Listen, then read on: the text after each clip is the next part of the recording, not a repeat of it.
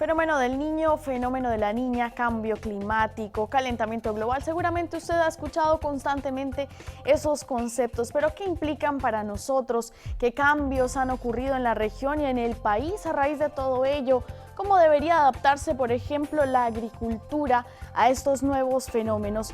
¿Cómo podemos contribuir a mejorar o a disminuir esta problemática? De todo ello hablaremos en Agenda Región. No se mueva porque aquí comienza nuestro programa. Yo soy Mónica Suárez. Bienvenidos.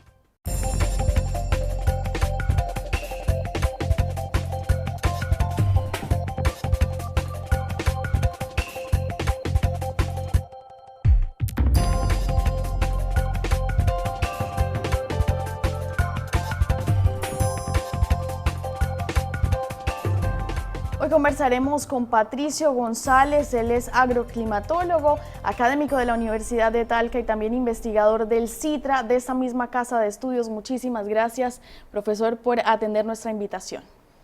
Gracias a Campus TV por la invitación para hablar sobre estos temas relevantes para la región. Exactamente, que hace mucho tiempo nos vienen afectando. Fíjese que de un tiempo para acá siempre se habló de sequía. De la cuota de agua, de las reservas que habían para la región, sobre todo los regantes estuvieron muy complicados. ¿Esto a causa de qué se dio? ¿Por qué de un momento a otro bajó tanto la cantidad de agua en la región? Primero, nosotros en la región del Maule llevamos 9 años, desde 2007 en adelante, con déficit de lluvia. Y este déficit de lluvia se ha traducido fundamentalmente en la baja de los embalses, sobre todo la laguna del Maule, que tiene alrededor de un 80% de déficit.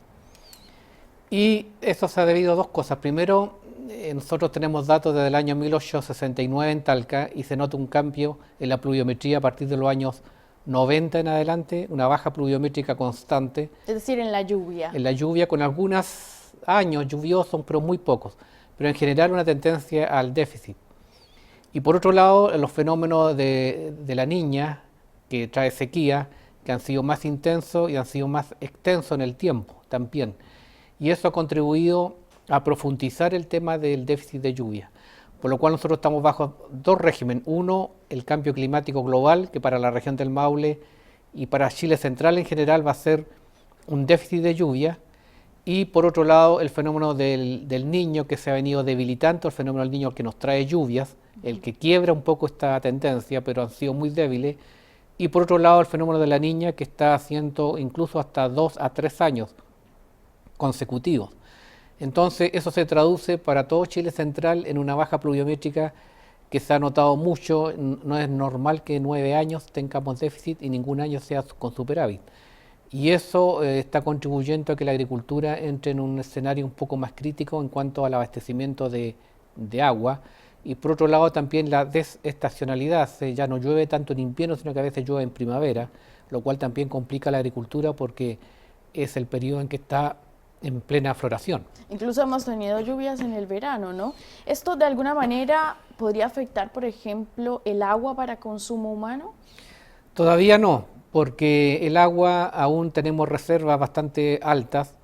La región del Maule es bastante rica en agua subterránea. Tiene un verdadero embalse subterráneo entre Cauquenes, Parral y Curicó, por lo cual eso todavía no se debiera notar. Sí se ha notado en el secano costero. En el secano costero ya las aguas para bebida y para los animales están siendo muy escasas, incluso ya hay camiones aljibe que hace más o menos unos 9 años que están distribuyendo esa agua. Y además que hubo un gran problema con las napas en sectores como Pelarco, por ejemplo, que se movieron con el terremoto. Claro, y además de que la baja pluviométrica de 9 años hace que las napas prácticamente desaparezcan en el secano y casi todas las comunas están con camión aljibe. Ahí ya hay un problema de agua notorio porque el secano no tiene ríos ni tiene embalses.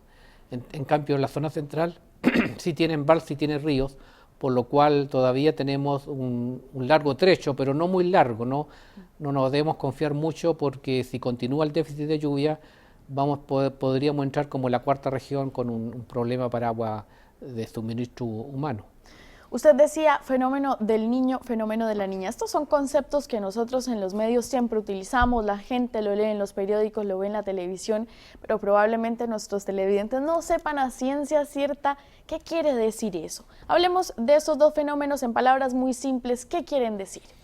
Bueno, el fenómeno del niño es un calentamiento del Océano Pacífico en la zona ecuatorial que ocurre cada 3-4 años y que genera una activación de los sistemas frontales de las lluvias y se vuelve muy lluvioso Chile central, o sea, entre La Serena y Concepción aproximadamente es bastante lluvioso.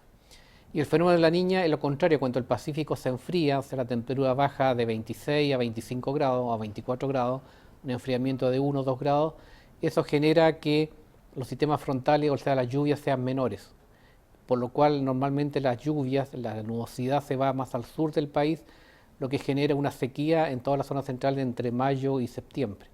Entonces, el fenómeno del niño y la niña está asociado a la temperatura del mar. Ese es básicamente el fenómeno que activa o no activa las precipitaciones en Chile. Y ambos afectan de igual manera, tienen sus pros y sus contras. Claro, el fenómeno del niño lo bueno que tiene es que nos trae la lluvia y la nieve, que es fundamental para las reservas. En cambio, el fenómeno de la niña genera sequías y heladas, sobre todo heladas tardías, por lo cual el fenómeno de la niña es más dañino para la agricultura en general y para la habitabilidad ecológica que el fenómeno del niño, aunque el fenómeno del niño a veces trae inundaciones, trae avalancha, trae ese tipo de impactos, pero son impactos que de alguna manera el hombre puede evitar. Pero lo bueno es que nos trae precipitaciones y nieve, ¿no? Y además ausencia de heladas, casi no hace frío durante un fenómeno del niño invernal. Curioso que el fenómeno que tiene nombre femenino sea el más dañino. Bueno, pero eso es harina de otro costal, profesor.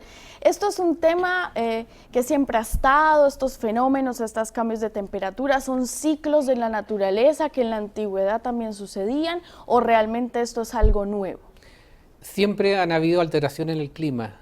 En la Edad Media, por ejemplo, hubo una pequeña edad de hielo en Europa que prácticamente congeló a Europa por varios años, ¿no? Una pequeña edad de hielo, que se atribuyó a una diferencia en cuanto al potencial radiativo del Sol. Pero la diferencia está en que los cambios climáticos de la naturaleza duran miles de años en producirse y duran también cientos de años en terminar. En cambio, cuando el cambio climático es producido por el hombre, es muy rápido. En menos de 100 años cambia la temperatura, en menos de 100 años cambia la pluviometría. Y eso es lo que está ocurriendo en este momento, que en menos de 100 años ha cambiado tanto la temperatura de la Tierra. Algunos estiman que va a ser de 2 a 3 grados el cambio, que no es atribuible a un cambio natural, porque si fuera en la naturaleza demoraría mucho más años, pero como es un cambio humano, ha demorado menos de 100 años en producirse. Profesor, fíjese que nuestras cámaras se dirigieron a la calle a preguntarle a los talquinos qué cambios han notado en el clima desde su infancia hasta la actualidad. ¿Le gustaría escuchar esas declaraciones? Escuchémoslas. Pasemos a escuchar nuestro Vox Populi.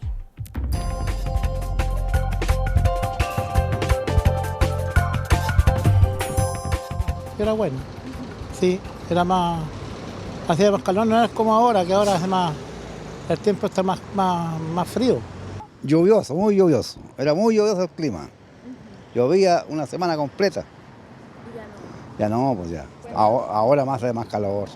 Antes era muy helado, todo el invierno helado, desde abril hasta septiembre. Yo creo que es diferente, porque ahora es más frío. Es más frío el tiempo, entonces.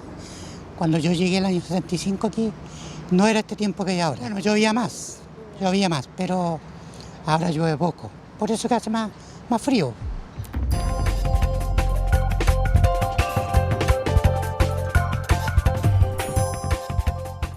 Escuchábamos las impresiones de la gente en Talca respecto a los cambios climáticos.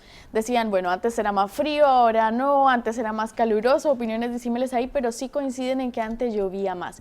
Son impresiones, bueno, usted sí lo mencionaba, pero esto de la temperatura, ¿son impresiones o realmente está sucediendo algo real en ese sentido? En cuanto a la pluviometría, sí, antes en Talca llovía más. Entre el año 1869 hasta el año 1900 en Talca llovían 800 milímetros. Después, entre el año 1900 hasta el año 1980, alrededor de 750 milímetros. Ahora, era normal que en Talca lloviera una semana completa, con temporales de viento, de lluvia, llovieran hasta 100 milímetros en un día. A veces en un invierno pueden haber 3 o 4 o 5 periodos en que semanas completas llovía, y eso obviamente no ha ocurrido. Eso los datos lo registran, ¿no? Que es lo más científico. En cambio ahora llueve un día o 2 días como máximo, muy intensamente, pero no más de 2 días. Ya no hay temporales de una semana, ni viento huracanado, ni cortes de camino, ni de puente, ni zonas aisladas, etcétera, como ocurría hasta los años 80 ocurrió eso. O como lo vemos ahora en la Araucanía, en zonas más al sur. Del año 80 en adelante ya las lluvias se han retrotraído a 1 o 2 días solamente. ¿Y hace más frío ahora o hace más calor? No, ahora hace más calor. Desde de los años 2000 en adelante, del año 80 en adelante, pero desde el 2000 en adelante, diciembre, enero y febrero tiene más olas de calor que lo que había en los años 70. Ahora hemos llegado a contabilizar hasta 6, 7 olas de calor, sobre todo en febrero, que ha sido el mes más caluroso. Lo que antes ocurría en un día, 2 días o 3 días como máximo de olas de calor, ahora llegamos a tener 14 olas de calor, sobre todo a partir de los años 90 en adelante, pero más del año 2000 en adelante. Ya hablo olas de calor con temperaturas sobre 33 grados de máxima, de 33 hacia arriba. Que se mantienen varios días. Que se mantiene varios días. Entonces, sí, las olas de calor han sido más intensas y sí en Talca está haciendo más calor que lo que hacía en los años 70 incluso, o sea, hasta hace poco tiempo. Y las temperaturas se han manifestado mucho más altas a partir del mes de febrero. Febrero está siendo más cálido que enero.